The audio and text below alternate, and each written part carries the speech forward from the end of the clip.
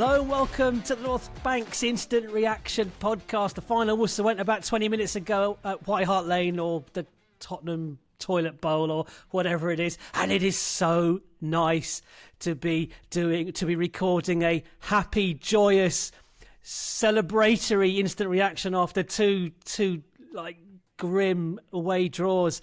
I'm delirious. Chris, how are you feeling? Yeah, pretty relieved and extremely happy. Yeah.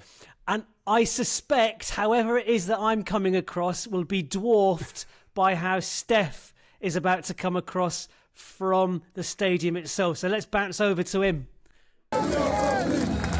Right, Chris, Holly, I'm only doing a short one because this is fucking brilliant. We have beaten Tottenham 4-1 again in their place. I can't believe it. Eze's done it again. He's just going to haunt these guys until he ever leaves Arsenal. And we needed that so much. That was amazing.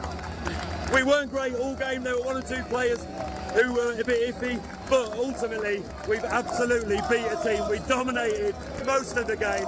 The only goal they got was because we gave it to them, and Arsenal fans are in rapture. We are loving it. Here's a bit more of it.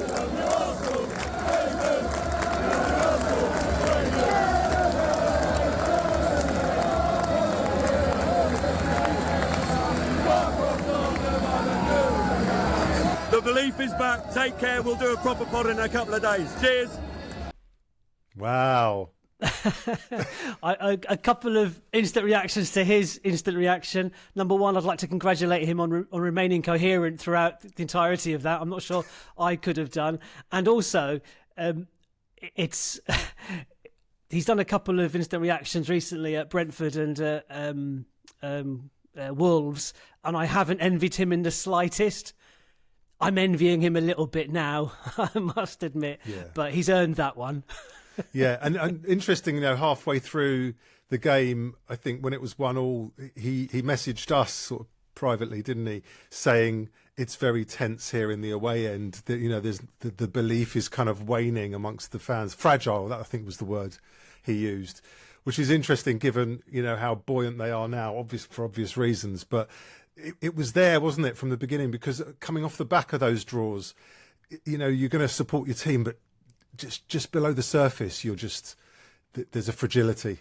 Oh, the fear was real. I mean, I must admit, my daughter asked me how was I nervous like 5 minutes before kickoff, and I genuinely said, well, I'm a little bit, but not really, because we are a far superior team. Now, I had the same attitude against Wolves. Exactly, yeah. But I think that the fear for me as the game developed was, well, we played a lot better today than we did against Wolves than we did against Brentford. But, just touches in the opposition box, because it's the best stat to illustrate our total dominance in that first half. At half-time, we'd had 29 touches in their box compared to 1 they had in our box. Their 1 was the goal, obviously. Our 29 only resulted in 1 goal. And that was the fear for me, was that we'd... all these... to borrow a phrase well worn by you, we'll rue these missed chances. And I was just like... that became my mantra for like 30 minutes in that first half. So it was with great relief, your word again, and joy, that I celebrated Gyokeres' goal on the 47-minute mark to put us 2-1 up. Now, I still didn't relax. It's like, well, get the third goal. But look, we'll do a more detailed pod tomorrow where we go into stats on this game and individual performances. The instant reaction is always a vibe response, for good or for bad, for better or for worse. We are wedded to this club. But vibe-wise... I'll just pick up on that because of the fact that it is a reaction and the pod, and we saw a reaction from the team, really.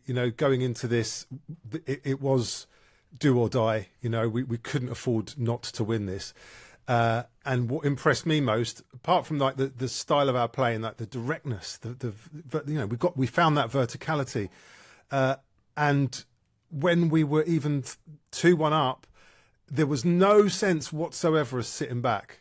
The intensity remained And that pleased me more than anything. Because that's an indication that we've learned a lesson, or because Arteta says that's not an instruction. But I can't believe that, because it happens so many times. It happens every time. I mean, today, 24 seconds between us opening the scoring and conceding the equaliser. That's not a sitting back necessarily, but it's making a silly mistake. Yeah.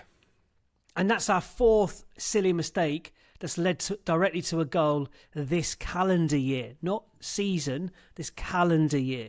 And I'll go through each of those in the more detailed pod tomorrow. But we've got to give flowers to Gyokeres. We all agree that was his best performance in an Arsenal shirt by a mile.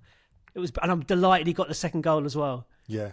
And that was that second one, in a way, the first one is like a worldie. I don't think I've ever seen him score goals like that before, but the second one particularly impressive because of the way it was like, this is what we bought him for, is that muscle, that ability to hold off the defender and get a shot off. And it was just, hold up play, efficiency throughout the game, just so impressive. And he even won a free kick in the 89th minute, which was amazing, because he gets like fouled constantly throughout a game, but doesn't seem to warrant free kicks from referees. And again, it just adds to his persona as a flat track bully, scoring against relegation teams. Nice. Listen, we can't not acknowledge the fact it was Spurs on the receiving end of this and their 4 points. Just annoyed West Ham couldn't have beaten Bournemouth yesterday, and a bit gutted that Liverpool scored that very, very late winner against Forest today to put a bit more pressure on Spurs. But I mean, he got a really important goal. Our second goal, it was an important goal. Like, it just at a time, just after half time, we've not been great recently. And it just settled. It settled me. I think there was probably a clear instructive at half time that there's no way we should be 1-1 in this game and just go out and pick up where you left off. And that's exactly what we did. Just be a bit more ruthless. And how, my God, and how. Yeah. That was emphatic. That was an emphatic response, absolutely. Right, biggest away win at Spurs since 1978. Nice. December 1978, we won 5-0. I don't remember it. I do. Do you remember it? Yeah, that was the one where Brady curled it. Oh, is that the curled it? I'm pretty sure that's the 5-0.